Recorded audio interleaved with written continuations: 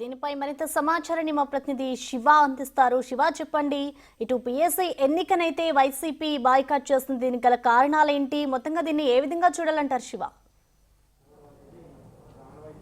ప్రజలు మొత్తం మీద చూసుకుంటే ఆంధ్రప్రదేశ్లో రాజకీయాలు రోజు రోజుకి హీట్ ఎక్కిపోతున్న పరిస్థితి కనిపిస్తూ ఉంది. ఏ క్షణాన ఏమి జరుగుతుందో తెలియని ఉత్కంఠ, టెన్షన్ అయితే ప్రస్తుతం ఏపీ రాజకీయాల్లో కొనసాగుతోంది. ఇక మనం ప్రధానంగా చూసుకుంటే ఆంధ్రప్రదేశ్ శాసనసభకు సంబంధించి పిఎస్సి చైర్మన్ ఎన్నిక ప్రక్రియ నిన్నటి నుంచి ఆంధ్రప్రదేశ్లో ఒక పొలిటికల్ థ్రిల్లర్ సినిమా మాదిరిగా కొనసాగుతోంది. దీంట్లో ప్రధానమైన ఉద్దేశాన్ని మనం బేస్ చేసుకుంటే పిఎస్సి చైర్మన్కి సంబంధించి ఆనవాయితీగా గతంలో కొన్ని దశాబ్దాల కాలం కంటే స్వతంత్రం వచ్చిన దగ్గర నుంచి కూడా పిఎస్సి చైర్మన్ని ప్రతిపక్ష పార్టీకి ఇవ్వటం ఆనవాయితీగా వస్తుంది.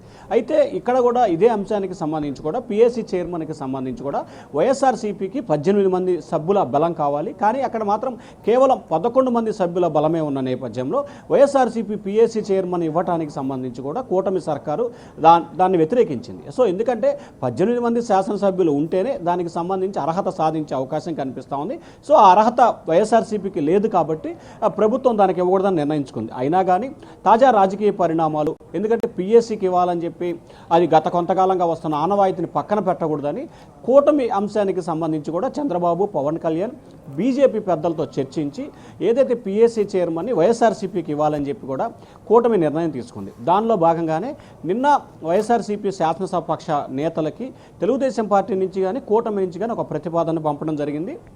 పిఎస్సికి సంబంధించిన నామినేషన్ని మీరే దాఖలు చేసుకోండి, పిఎస్సి చైర్మన్ పదవి మీకే ఇస్తామని చెప్పి కూడా కూటమి నుంచి ఒక సందేశాన్ని వెళ్ళినట్లు కూడా విస్తృతంగా ప్రచారం జరుగుతుంది.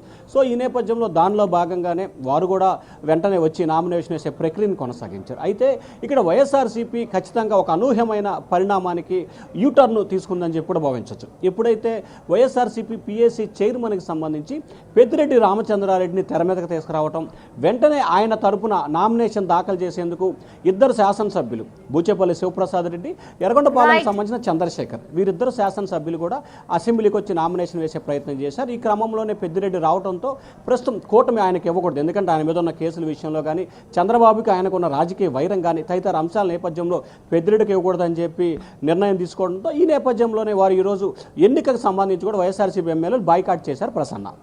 Thank you Shiva.